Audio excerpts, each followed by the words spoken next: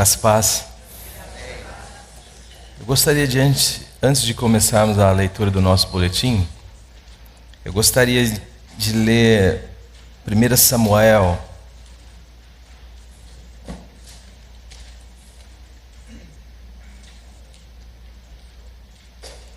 a partir do versículo 1. A palavra de Deus diz o seguinte: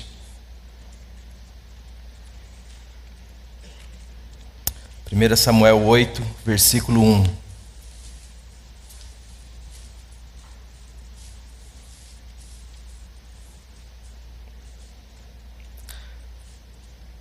Tendo Samuel envelhecido, constituiu seus filhos por juízes sobre Israel.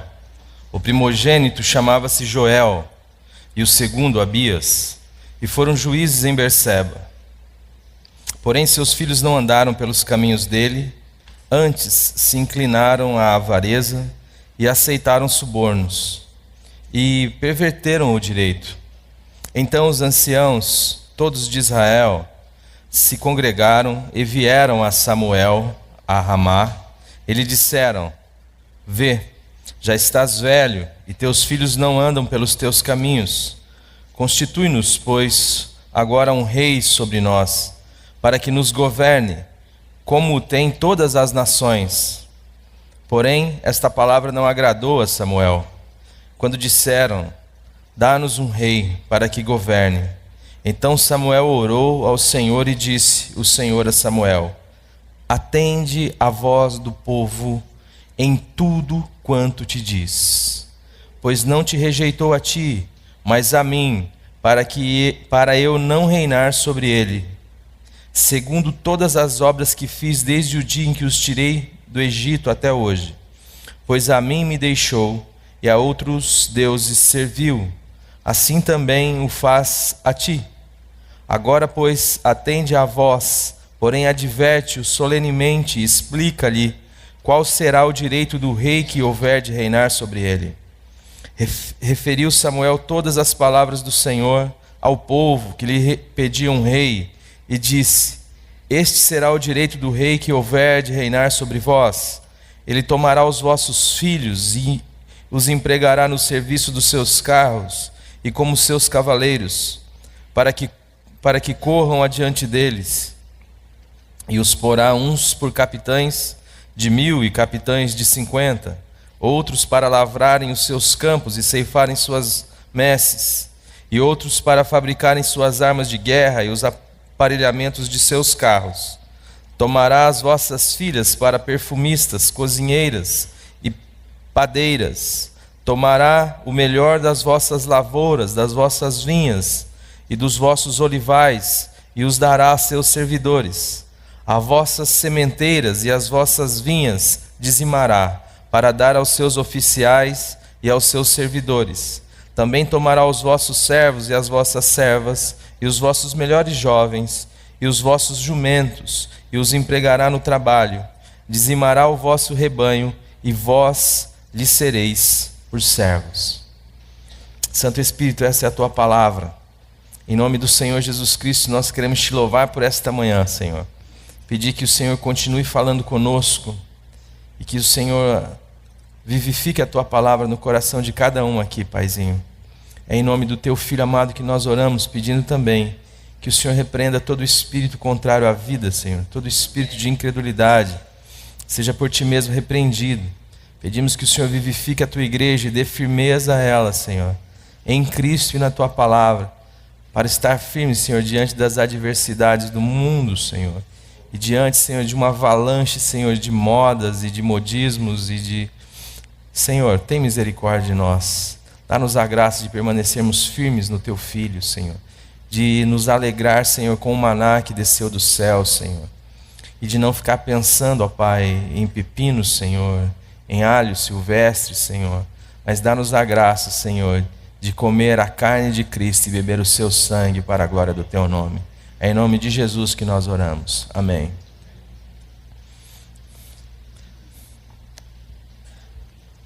Título do nosso boletim é: Venha a nós o teu reino, mas seja feita a minha vontade. Isto parece um pouco paradoxal, mas no dia a dia é o que nós percebemos.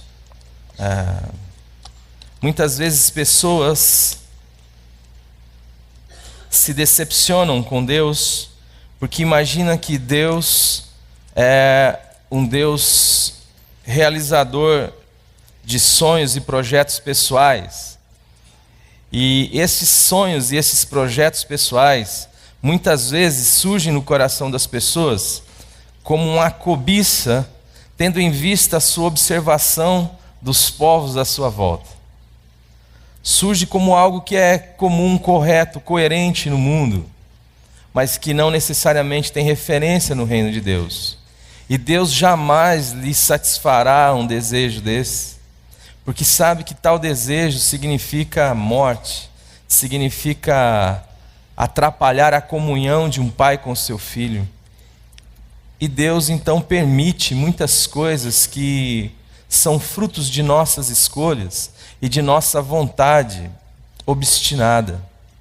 E que Deus precisa permitir que elas aconteçam e que elas cheguem ao seu fim e produzam os frutos que produzem normalmente, para que quem saiba nesse processo eu possa cair em si, como diz a palavra, eu possa cair em mim mesmo, adquirir a consciência que não existe nenhum outro lugar aonde eu sou mais amado, senão na casa do meu Pai, e que não existe nenhum outro canto do mundo e nada por fazer que meu Pai não contemple em seu reino para mim. Todas as oportunidades e as possibilidades que me são abertas, mas que não têm referência no meu Pai, elas não me são uma possibilidade. Porque elas produzirão em mim morte, produzirão em mim falta de descanso, falta de paz, falta de comunhão. Produzirão em mim e através de mim para as pessoas que estão à minha volta uma realidade que não contempla o reino de Deus. E nós precisamos estar atentos, porque não é simplesmente pelo fato de sermos igreja, ou de sermos filhos e filhas de Deus, aqueles que creram no seu nome, que pela fé em Jesus Cristo foi-lhes dado a graça de serem feitos filhos de Deus. Porque o contexto do texto que eu li, e é este texto que estará como pano de fundo para que a gente trate o boletim, fala do povo de Israel. Fala de um povo que Deus escolheu, aliás, que Deus formou e escolheu.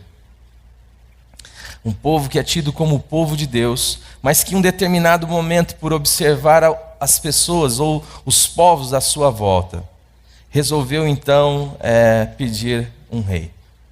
E o significado disso é impactante para este povo. O que isto produziu na vida deste povo, a partir do rei que eles pediram, é algo que nós precisamos pensar como igreja. Então eu gostaria de ler o texto de Mateus 6, versículo 33. Vamos ler juntos?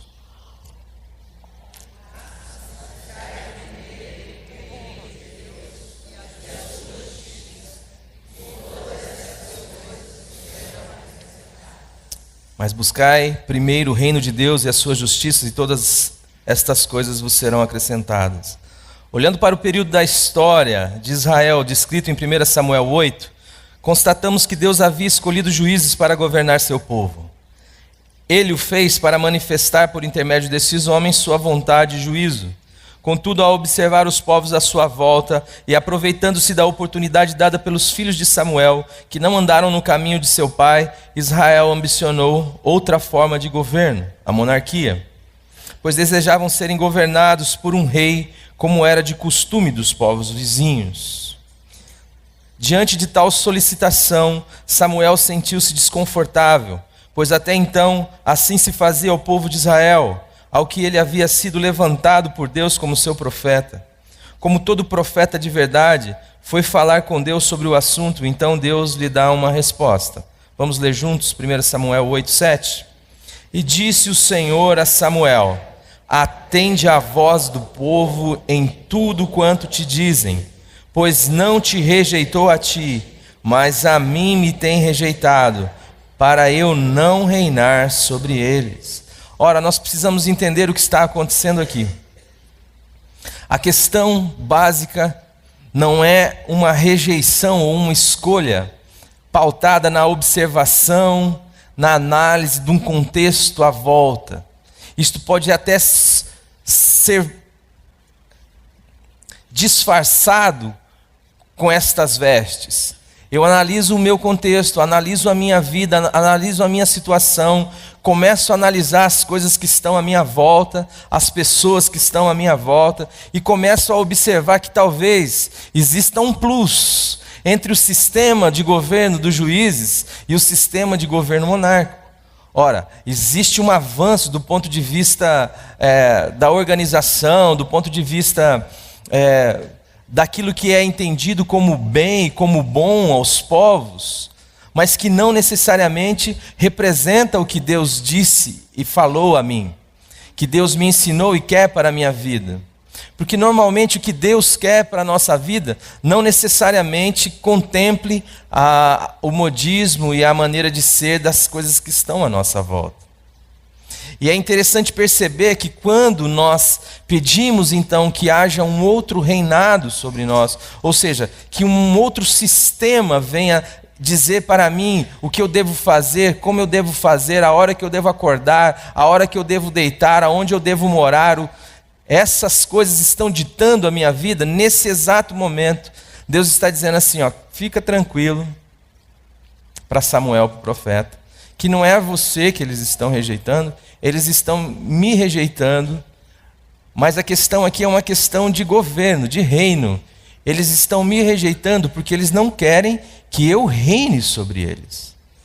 Então, a igreja, nós individualmente devemos pensar que muitas vezes existem muitas coisas querendo assumir o governo das nossas vidas, querendo determinar os nossos relacionamentos, querendo determinar o nosso tempo de descanso, querendo determinar a nossa vida. Mas quando nós aceitamos isso, nós precisamos entender o que está por trás disso, e o que está por trás disso é que eu estou deixando de lado o reino de Deus, mesmo sendo igreja, mesmo sendo filho. Esta resposta comunica muito a respeito de Deus, seu caráter, misericórdia, cavalheirismo. Porém, devemos prestar atenção para ver se, de alguma maneira, não estamos fazendo mau uso da bondade de Deus e desta forma incorrendo no mesmo erro que Israel, figura da igreja de Cristo que somos nós. Isto é importante, tendo em vista que todas as vezes que buscamos nossa vontade com obstinação, mesmo que Deus tenha nos revelado por sua palavra que não é o que Ele tem para nós, isso se constitui num atentado à nossa própria vida. Deus é vida e tudo o que Ele faz é no sentido de promovê-la. Vamos ler juntos João 10:10b. Eu vim para que tenham vida e a tenham com abundância. É interessante perceber no dia a dia, e é fácil também perceber, como eu muitas vezes tomo posicionamentos para a minha vida, e estes posicionamentos começam então a atrapalhar a minha vida, começam a tirar de mim energia, a fazer com que a vida não flua, a fazer com que a minha energia sejam gastas com preocupações que Deus disse para que eu não as tenha. A minha energia seja gasta em esforços que não vão me trazer nenhum benefício do ponto de vista daquilo que Deus quer fazer em mim e através de mim. Surgem as tensões, surgem as preocupações, surgem os medos, surgem as doenças psicológicas, as doenças somatizadas. Tudo isso começa a atrapalhar a minha vida, e quando eu vou perceber, uma vez eu estava tão angustiado com o amanhã.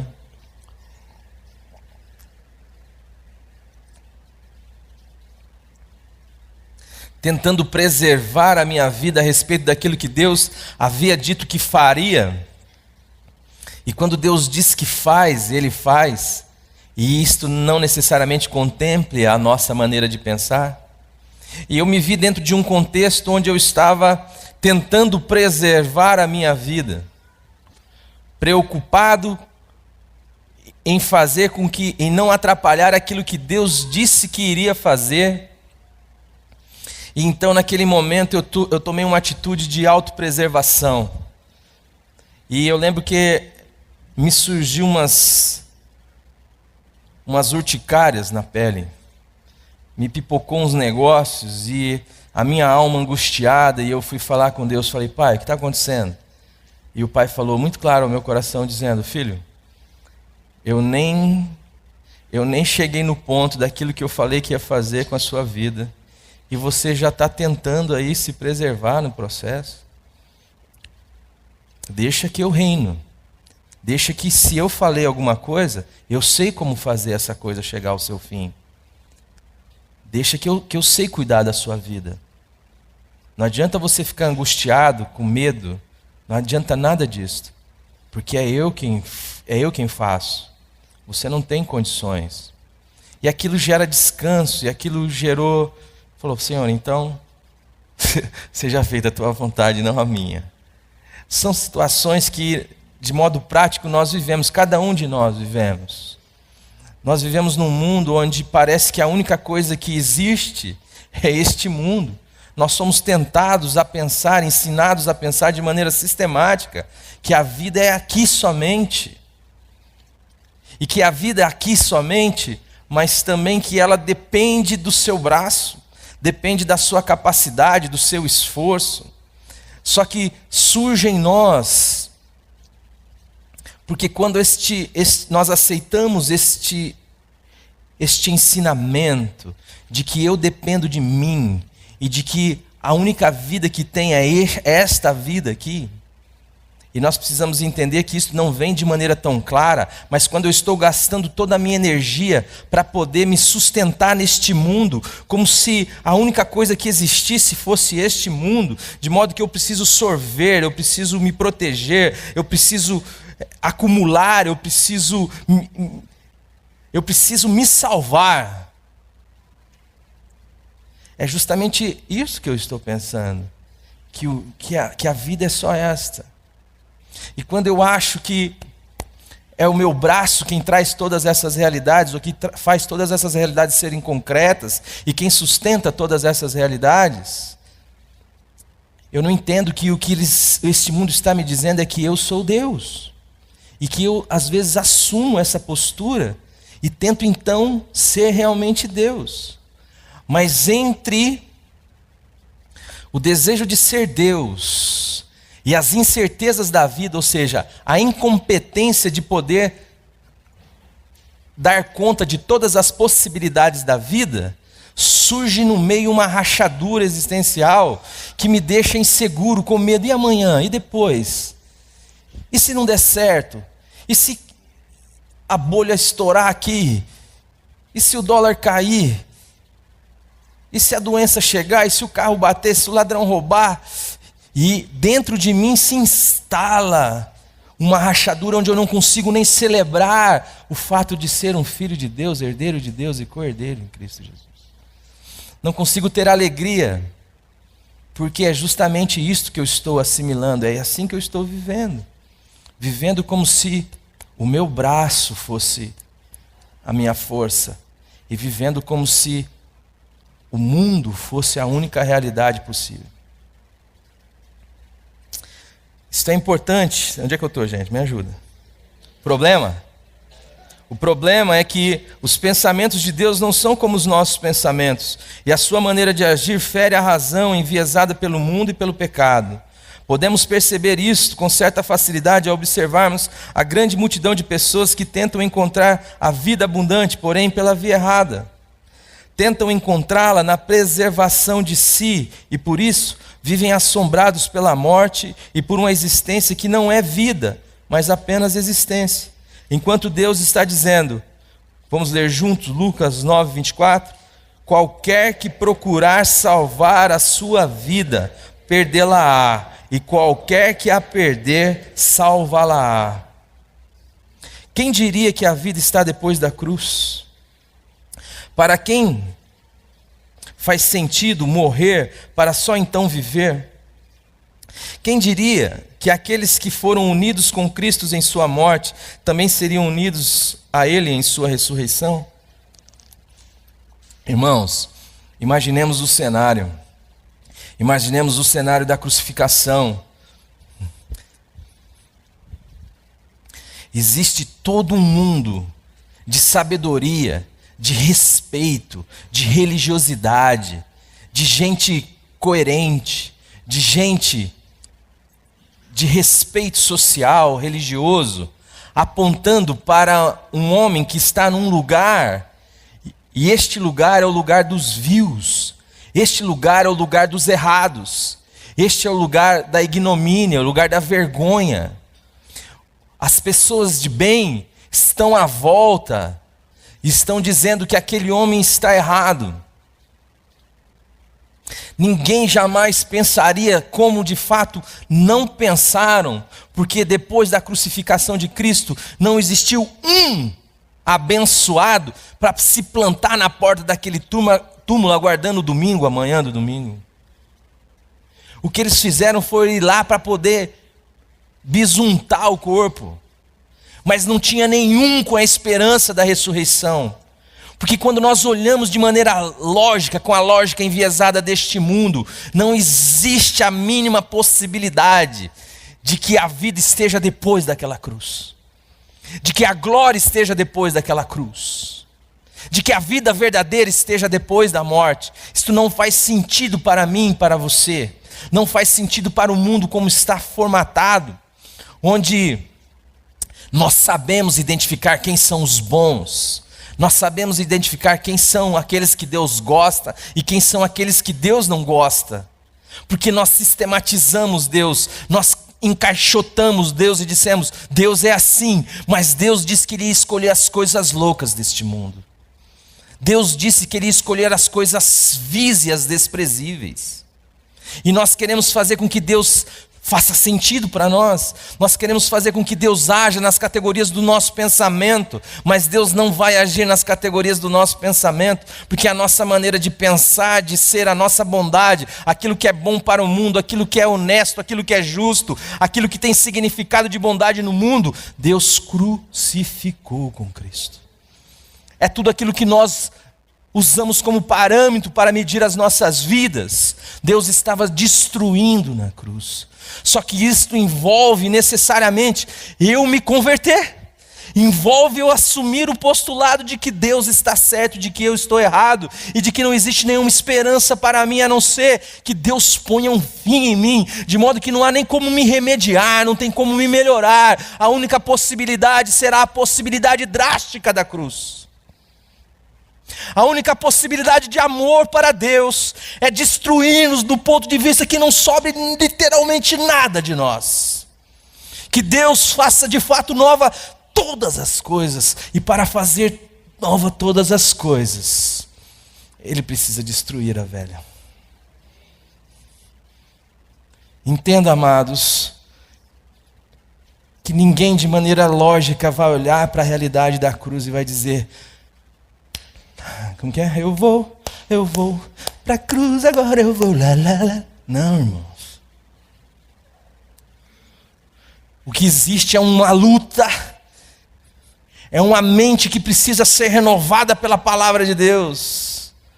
O que existe é o desespero da tentativa da autopreservação do velho homem.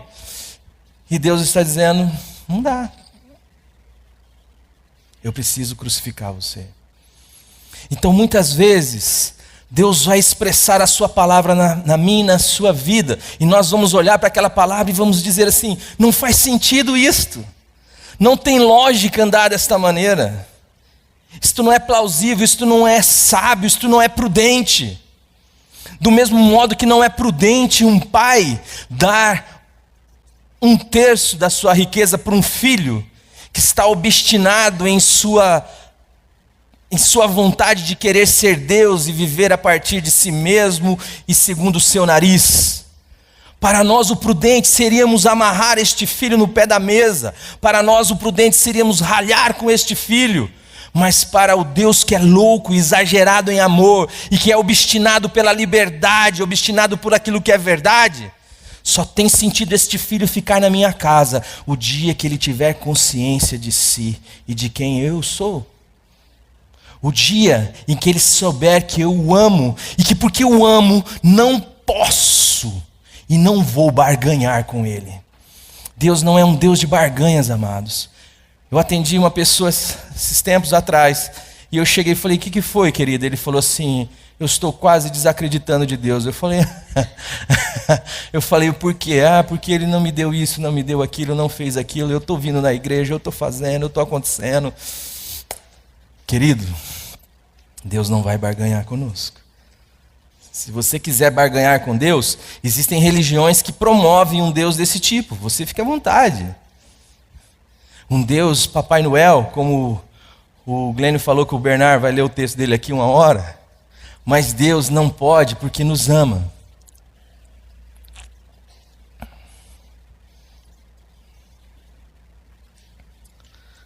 A resposta é aí que eu vou me perdendo. Vocês vão me ajudando aí, hein? A resposta de Deus a Samuel também nos mostra que Deus ama a liberdade e que Ele inclui em sua obra de redimir o homem. Vamos ler juntos João 8,36. Se pois o Filho vos libertar, verdadeiramente sereis livres. Como bem disse Jaquelu, o homem pode ser escravo de tudo, exceto de Deus.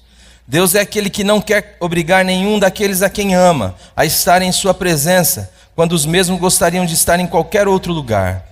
Justamente porque os ama, é que ele deu esta resposta a Samuel: atende à voz do povo em tudo quanto dizem. Seguindo a trilha da liberdade, nos deparamos com o fato da responsabilidade que ela acarreta e o cuidado que devemos ter com nossas escolhas, mesmo quando inseridos no corpo de Cristo, que é a sua igreja. Aliás, é justamente por este motivo que devemos ter cuidado, pois Deus, numa inversão que só pode ser compreendida tendo Jesus Cristo como leito hermenêutico, poderá nos dizer: seja feita a sua vontade.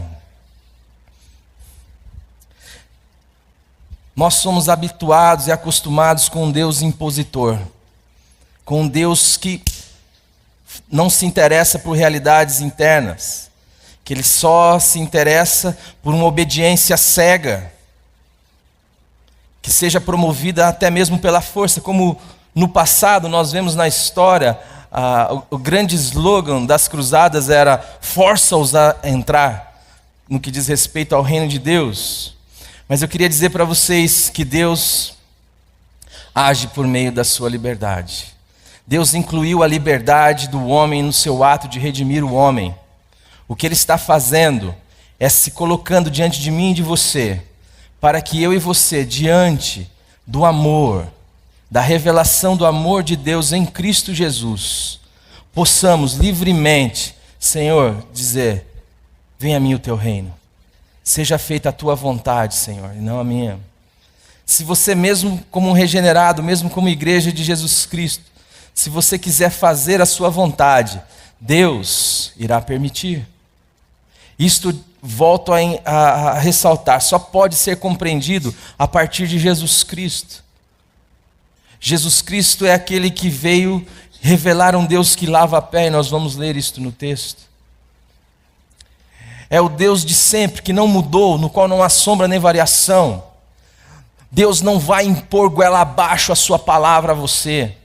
Ele simplesmente será o que sempre foi, verdade. E daí você e eu podemos chegar à conclusão de que nada podemos contra a verdade, senão em favor da verdade. Mas entenda, Deus é aquele que ama a liberdade. E o simples fato de você ser um regenerado não faz de você alguém que obedece por osmose, sei lá, por... Como que fala aí, Glenn? Automaticamente.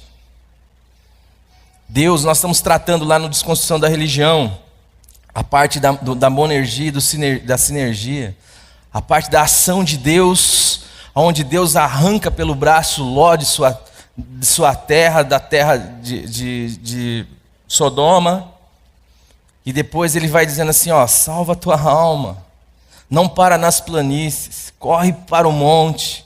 Esse momento da sinergia onde Deus nos dá o privilégio de sermos libertos e responder à sua palavra de modo livre. Há uma responsabilidade nesta liberdade. Quando nós estamos diante da liberdade, muitas vezes nós queremos o matadouro da religião, porque ela nos dá a sensação de que nós saberemos para onde ir e saberemos aonde estamos. A liberdade não, ela amplia o espaço. Você entra por ela, sai e acha pastagem.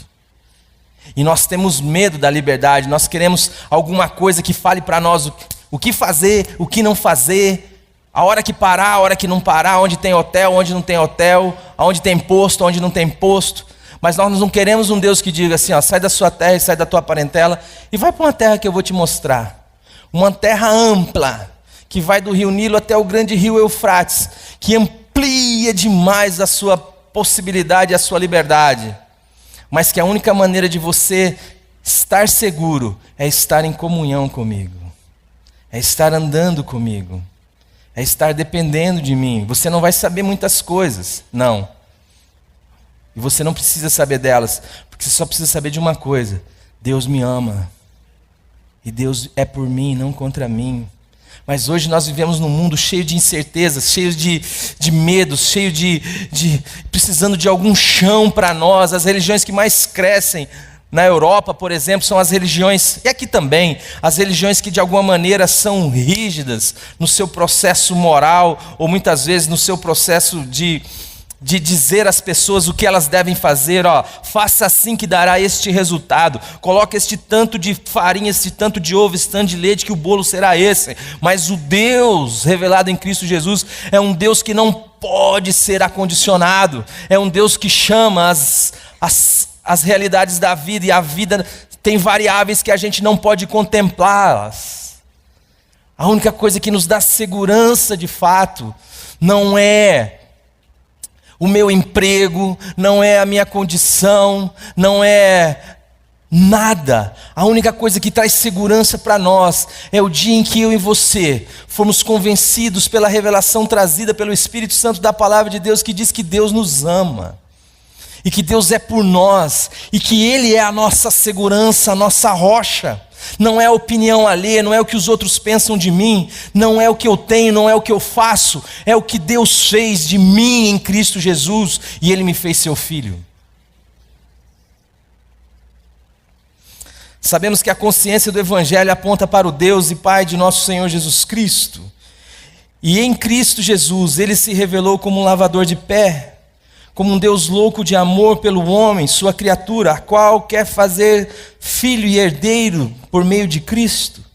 E mesmo à custa da morte de seu filho na cruz, não ousou restringir nenhuma árvore dos jardins, antes disse, vamos ler juntos Gênesis 2:16b, de toda a árvore do jardim comerás livremente. Fez assim por causa do que é, por amor ao seu próprio nome. Deus é amor, e seu amor não se dilui, pois é eterno, em quem não há variação nem sombra de mudança, como diz Tiago 1:17b. Deus revela-se na criação, na história, de maneira plena em Cristo Jesus.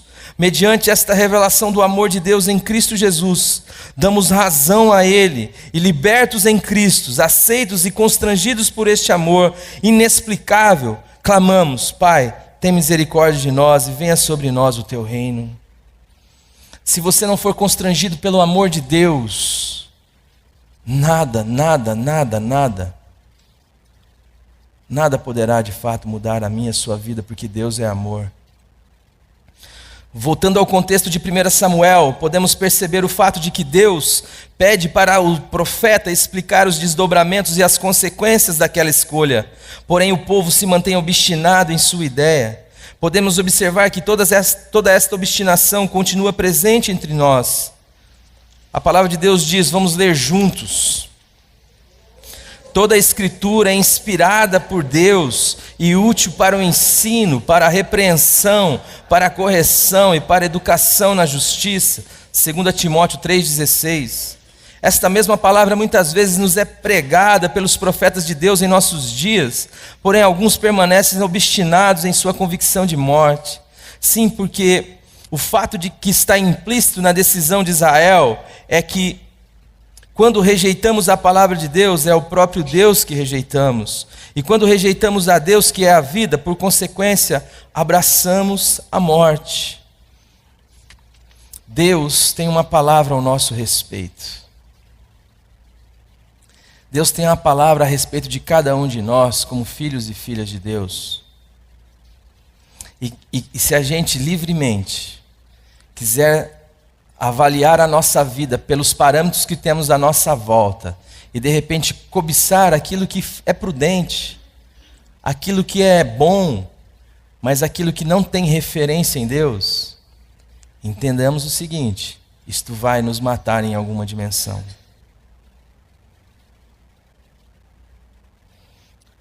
Quando Deus fala em sua palavra, precisamos ter no coração, como revelação dada pelo Espírito, que Ele sabe os planos que tem acerca de nós, planos de bem e não de mal.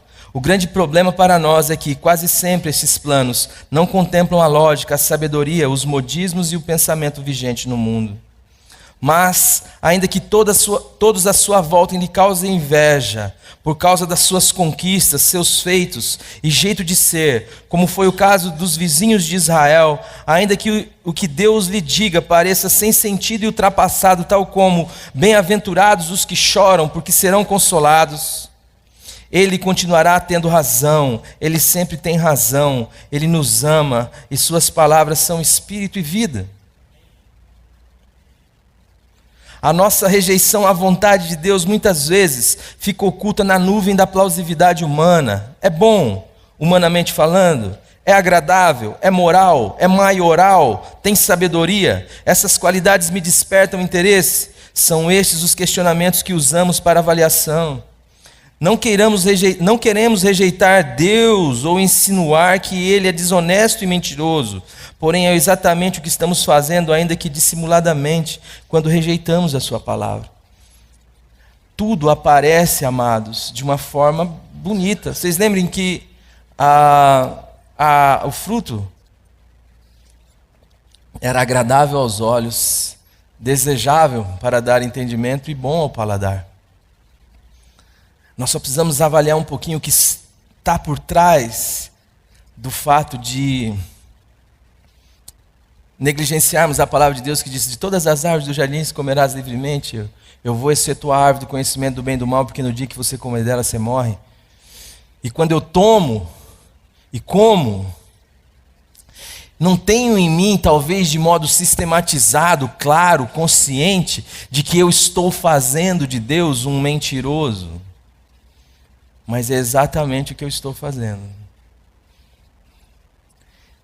Não estou na minha mente com esta clareza de que estou rejeitando sobre a minha vida o seu reino, mas é exatamente isso que estou fazendo.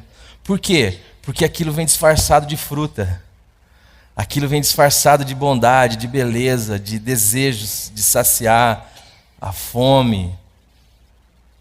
Isto não vem com esta clareza. Lembre-se, o inimigo das nossas almas se manifesta muitas vezes como um anjo de luz, e os seus ministros se manifestam como ministros de justiça.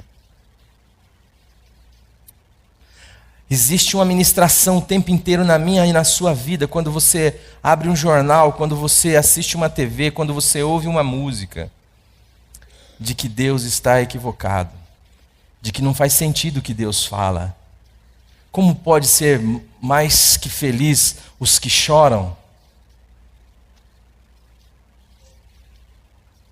Oi? Os pobres. Para nós, mais que felizes são os ricos. Mais que felizes são os que dão risada o tempo inteiro. Não entendem que a alegria dos que choram está na convicção de que tem um Deus que os consola.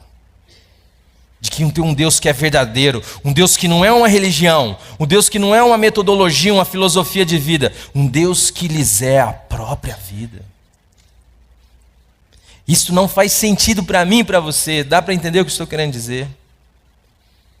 Muitas vezes o que Deus vai falar, filho, o caminho que você toma é este. Você vai olhar à sua volta, as pessoas que estão tendo sucesso estão tomando o caminho oposto que o seu. Sucesso do ponto de vista do mundo, não do ponto de vista do sucesso daqueles que têm a comunhão com Deus, daqueles que estão guardados, ainda que o mundo esteja caindo na sua cabeça, a paz que excede todo o entendimento está guardando o seu coração em Cristo Jesus. Aqueles que, em detrimento das coisas, se interessam por pessoas, amam gente que dá trabalho, gente que só dá desgosto em hora, mas gente que Deus ama.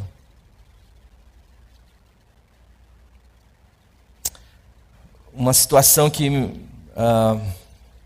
aconteceu de uma moça que estava querendo largar do seu marido, porque o seu marido estava descontrolado nas contas, e ela não. Ela vivia de uma maneira independente, isso que o mundo indica, ensina a mim, a você. Vivia de forma independente, tinha os seus recursos. Eu já não entendi esse casamento. Eu falei, gente, como é que é um casamento assim? Onde somos dois indivíduos associados. Não somos um, como a palavra de Deus diz. Onde os problemas financeiros deles são dele, não meu. E o que estava se colocando como possibilidade, bom, vou terminar esse relacionamento, porque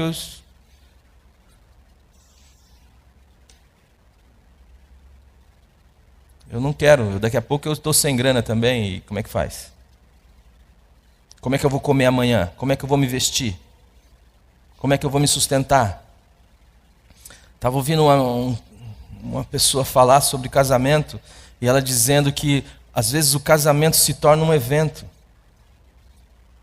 As pessoas fazem de tudo para salvar um casamento, mas não são capazes de fazer de tudo para salvar o seu cônjuge. Dá para entender?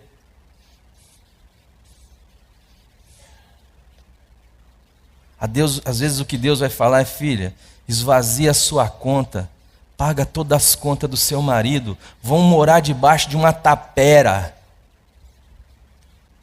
mas vão se amar. Mas você vai falar, não, isso não é prudente, isso não é certo. Tá bom. Vamos chegar nesse ponto no finalzinho do texto. A nossa rejeição à vontade de Deus muitas vezes fica oculta. Já li isso aí, né, gente? Se quisermos, vai que vocês entenderem direito, a gente pode recapitular o processo aí. Se quisermos rejeitar o reino de Deus sobre nossas vidas, mesmo como regenerados, da mesma maneira como aquele filho mais moço, descrito em Lucas capítulo 15, rejeitou o governo de seu pai, se lançou obstinado em sua vontade, acabando por fim na indignidade, invejando os porcos, ainda que nunca tenham deixado de ser filho amado de seu pai, lembremos do seu destino. Não podemos esquecer também o fato de que ao cair em si, buscando abrigo na casa de seu pai, encontrou um pai extravagante em amor, que o aceitou e o recebeu com muita música, gente, comida, bebida e festa, e que com qualquer um de nós, com qualquer um não será diferente, perdão. Amados, eu não sei aonde você está, eu não sei em que ponto da caminhada você está, mas eu quero dizer assim, se você é um desses que incorreu nesse erro de tomar sobre você a direção da sua vida, saiba que isto não é o fim. Saiba que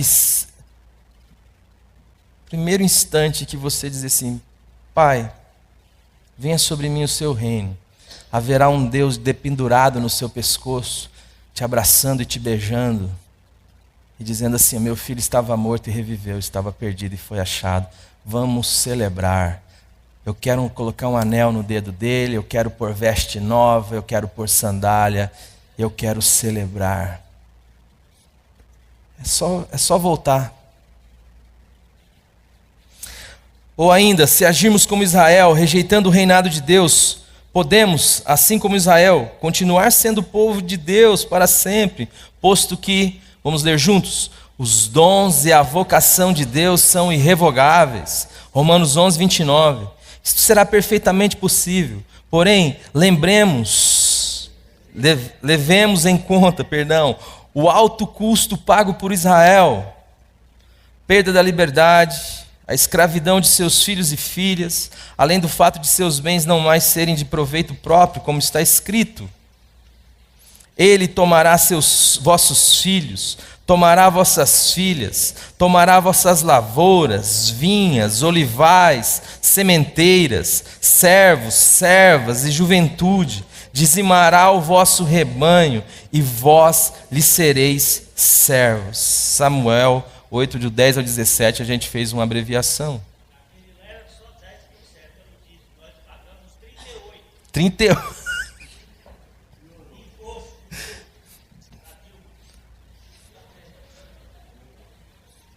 38, gente. O que eu quero dizer aqui com isto? Se nós quisermos invejar as coisas que estão à nossa volta e viver de acordo com outros governos, entendam, relacionamentos serão dificultados. Filhos, filhas, servos, bens. Olhe para o mundo. Eu vou dizer para vocês, gente, Deus me deu a oportunidade, talvez, de falar para pessoas que tudo aquilo que a gente entende como sendo o suprassumo da vida neste mundo, elas têm. Mas eu tive a possibilidade de perceber ao longo do convívio de às vezes 4 anos, de ver como desesperadas aquelas pessoas estavam, como não havia relacionamento com os filhos, como os seus servos eram maltratados, e aqueles que tinham certa intimidade, às vezes o maltratava. Falta de respeito, como não havia paz dentro daquele contexto. E eu quero dizer para vocês assim, é isto que muitas vezes acontece com as nossas vidas. Quando nós permitimos que estas coisas digam e determinem a nossa maneira de viver e não a palavra de Deus. Isso é um retrato do que vemos hoje em dia. Vemos pessoas rejeitando o reino de Deus, sua palavra que diz, não andeis ansiosos por coisa alguma. Filipenses 4:6, vivendo obstinadas em sua vontade, invejando pessoas que se submeteram a reis tiranos como o dinheiro, a glória humana, o sucesso, vivendo sem alegria verdadeira e sem paz, mesmo que dentro dos palácios. Vemos atualmente pessoas sacrificando relacionamentos de amor com seus filhos e ainda lhes ensinando a se submeterem como escravos a tiranos que dominam a terra. Pessoas que mesmo possuindo muitas coisas são escravas, ou mesmo as que não possuem nada, são consumidas pela inveja, pela tristeza do fracasso de não terem conseguido. Pessoas que não conseguem se alegrar com o fato de que Deus as ama e que em Cristo foram feitos filhos e herdeiros, e isto às vezes dentro das igrejas. Amados, dentro do propósito de Deus, Deus pode lhe fazer governador do Egito, como fez com José. Mas dentro do propósito de Deus, Deus pode lhe fazer alguém que não tenha onde reclinar a sua cabeça, como fez com Cristo.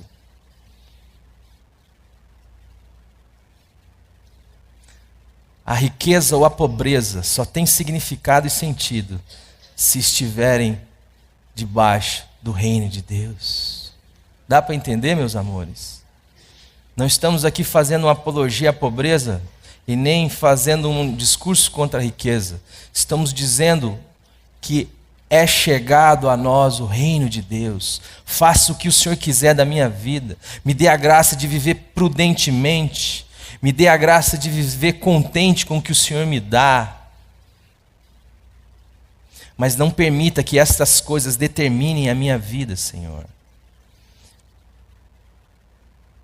Se Deus lhe fizer rico e próspero, que isto seja para a glória do Senhor. E que o Senhor seja louvado em toda a tua riqueza. Se Deus lhe fizer pobre, pode saber que nunca você vai mendigar o pão, querido. Porque é chegado o reino do teu Pai. E o teu Pai sabe que você precisa. E Ele é capaz de sustentar a minha e a sua vida. Sabendo que Deus é Pai de amor. Alguém perguntou, se eu não me engano, foi para C.S. Lewis, quem era o homem mais rico do mundo. Ele disse, o que se contenta com menos. Irmão, para onde você vai, para onde eu vou? Eu sou filho de Deus, você é filho de Deus. Você é herdeiro de Deus e co-herdeiro com Cristo. Você não tem mais para onde ir, você já morreu e você já ressuscitou. Se essa é a sua experiência de fé. Você chegou no ápice, amado. Tudo é voz de Cristo e Cristo de Deus. Aí o seu trabalho vai ganhar uma dimensão diferente, sabe? Aquele copinho de coca ou de tubaína funada, vou fazer uma propaganda aqui de graça, vai ter um sabor, amado.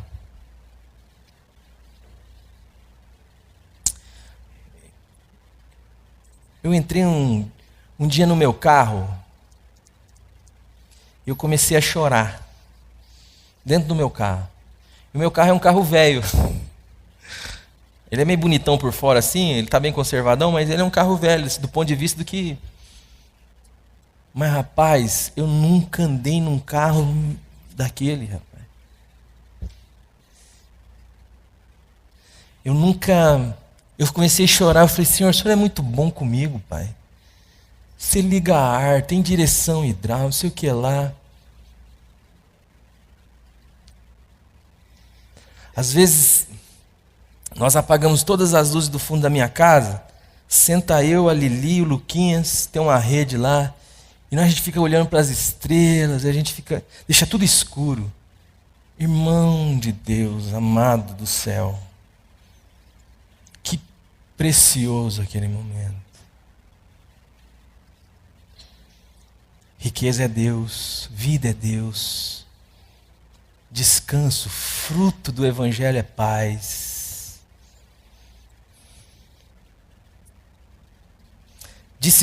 Jesus disse, ninguém pode servir a dois senhores.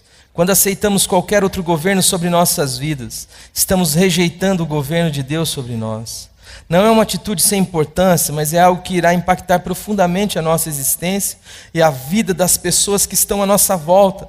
Nossos cônjuges, nossos filhos, nossas famílias e amigos serão, diretamente impactados por esta atitude, pois o reino de Deus pois o reino de Deus, que lhes seriam manifestos através de nós, lhes será restringido. A glória de Deus quer se manifestar neste mundo a partir da minha vida e da sua vida. Deus quer tocar em pessoas angustiadas com o dia de amanhã e olhando para a sua vida, falar, mas ele está bem, o que está acontecendo? E você falar assim, então querido, eu queria te apresentar Jesus Cristo, Filho de Deus. Eu queria te apresentar um Deus de amor que quer governar a sua vida. É Ele quem cuida. Mas você não tem problemas? Não, tenho os demais. Mas eu tenho um Deus que é maior que os meus problemas. Ah, você não fica doente? Não fico doente. Você dá tudo? Não. Mas, querido, eu já morri, eu já ressuscitei. Eu não tenho mais para onde ir. Meu Pai cuida da minha vida aqui. Eu já sei viver em toda e qualquer circunstância, dando glória a Deus. Eu sei ter fartura, como eu sei padecer necessidade. Eu entendi que eu posso todas as coisas naquele que me fortalece. Não é assim que Paulo vai dizer? Agora eu queria que você prestasse atenção no que Deus diz para você e no que é palavra de Deus para a sua vida. Mas o que diz Deus? Por isso vos digo, não andeis cuidadosos quanto à vossa vida, pelo que haveis de comer ou pelo que haveis de beber, nem quanto ao vosso corpo, pelo que haveis de vestir. Não é a vida mais que o mantimento e o corpo mais do que o vestuário? Observai as aves dos céus, não colhem, nem ajuntam em celeiros, contudo vosso Pai Celeste as alimenta. Porventura não valeis vós muito mais que as aves? Qual de vós, por ansioso que esteja, pode acrescentar um côvado ao curso da sua vida? Mateus 6, do 25 ao 27. Portanto, não vos inquieteis dizendo, que comeremos, ou com que nos vestiremos, porque os gentios é que procuram todas estas coisas, pois vosso Pai Celeste sabe que necessitais de todas elas. Buscai, pois, em primeiro lugar o reino de Deus, e a sua justiça, e todas estas coisas vos serão acrescentadas. Não andeis ansiosos, não andeis preocupados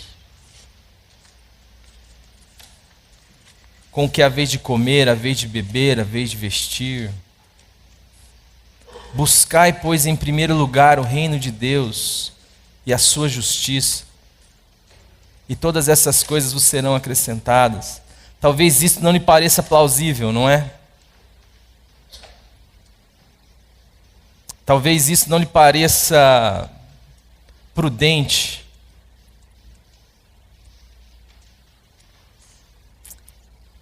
Mas isto é a palavra de Deus. Isto é a palavra de Deus para mim e para você. Qualquer outra via é uma via de morte. É uma via de prejudicar o manifestar da vida. Que Deus nos leve, a mim e a você, a uma comunhão tão íntima, pela sua graça, que o desejar do meu e do seu coração seja a comunhão, como Maria, que se lançou aos pés do Senhor, enquanto Marta se via preocupada com muitas coisas. Maria, pois, escolheu a melhor parte, e isso não lhe será tirado. Meu amado, eu sei que o mundo e o sistema trabalham para que você vive ansioso, preocupado, para que você governe sobre a sua própria vida. Mas em nome de Jesus, Deus pode até dizer, tá bom, seja feito como você quer. Mas a palavra de Deus está nos chamando a falar assim, Senhor, tem misericórdia de mim. Dá-me a graça, Senhor, de confiar inteiramente na Tua palavra. De confiar no Teu caráter, porque Deus não é uma ideia, Deus é uma pessoa. E aquele que não poupou o seu próprio Filho, não nos dará juntamente com Ele todas as coisas?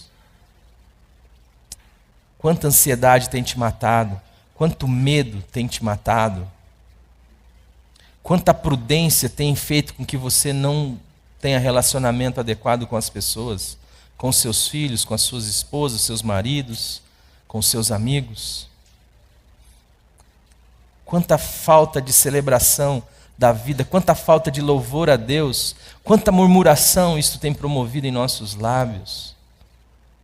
E Deus está dizendo, filho amado, filha amada, descansa, eu amo vocês, está consumado, eu já fiz tudo.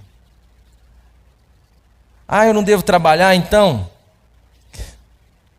A Bíblia fala que aquele que não trabalha também não coma.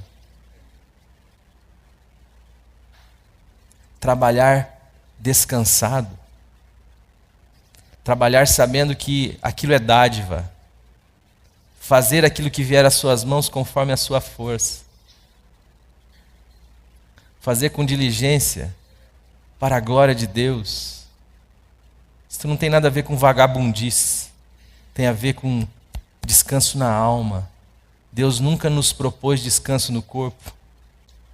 Achareis descanso para a vossa alma. Esta é a palavra de Deus, amados, do meu coração. E é a palavra de Deus daquele que ama cada um de nós. Não andeis ansiosos por coisa alguma. Basta cada dia o seu mal. Olhe, você está duvidando de mim? Olhe para as pombinhas ali. Essa semana tinha um gavião aqui, a coisa mais linda do mundo. Eu tirei umas fotos dele. O bicho estava empapuçado, ele não tinha nem tanta comida que estava no papo dele. Lindo, lindo, lindo, lindo, lindo, lindo, lindo. Olhe para elas.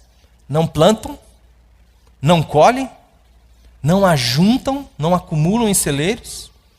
Contudo, vosso Pai Celestial as alimenta todos os dias. Não valeis vós mais do que as aves? Está duvidando de mim? Olhe para os lírios, olhe para as flores. Elas não tecem, não fiam. Contudo, nem Salomão em toda a sua glória se vestiu como uma delas. Buscai, filho meu, em primeiro lugar o meu reino e a sua justiça, e todas as coisas vos serão acrescentadas. Curva a sua cabeça. Paizinho amado, perdoa, Senhor, o nosso pecado, perdoa o meu pecado, Pai. E dá-nos a graça, Senhor, de vivermos descansados no Teu amor e no Teu caráter. A Tua palavra diz, Senhor, que o Senhor nos amou de uma maneira tão inexplicável que o Senhor entregou o Seu Filho. A Tua palavra diz, Senhor, que Ele morreu, mas que Ele ressuscitou. E que nós morremos e ressuscitamos com Ele, Senhor. Pai, revela a profundidade disso em nós, Senhor. E o impacto que isso tem na nossa vida prática e diária. Dá-nos a graça, Senhor, de vivermos, Senhor, com a mente renovada, de nos transformar pela renovação do nosso entendimento, Senhor. Dá-nos a graça, Senhor, de rejeitar toda a sabedoria do mundo, mas de ficarmos com a loucura da Tua palavra, Senhor. Porque o Senhor sabe os planos que tem acerca de nós, planos de bem e não de mal, para nos dar um fim que desejamos. Dá-nos a graça, Senhor, de livremente querer e ouvir a Tua palavra, a Tua voz, para que possamos comer o bem desta terra. Vivifica a Tua igreja, faça de cada um aqui instrumento, Senhor, da proclamação do Teu evangelho, do Deus de toda a graça, da graça do Deus gracioso. Faz de cada um aqui, Senhor, um instrumento de amor, de vida, e um testemunho, Senhor, do Teu reino. Venha a nós o Teu reino, Pai, e seja feita a Tua vontade nas nossas vidas, aqui na terra, do mesmo modo que ela é feita no céu, para a glória do Teu nome e o louvor do Teu Cordeiro. Em nome de Jesus. Amém. A mensagem que você acabou de assistir faz parte do Ministério de Comunicação Palavra da Cruz. Temos um grande acervo de estudos bíblicos em áudio e vídeo. Distribuímos também gratuitamente o jornal mensal Palavra da Cruz. Entre em contato conosco pelo fone 0 operadora 43 3372 8900 ou pelo e-mail livraria@piblondrina.com.br. Visite-nos pelo site www.livrariapiblondrina.com.br ou acesse www.piblondrina.com.br. Graça e paz.